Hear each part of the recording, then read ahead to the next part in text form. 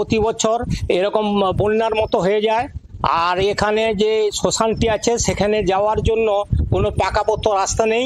শ্মশানে যাতে এটি পাকা চুল্লি হয়।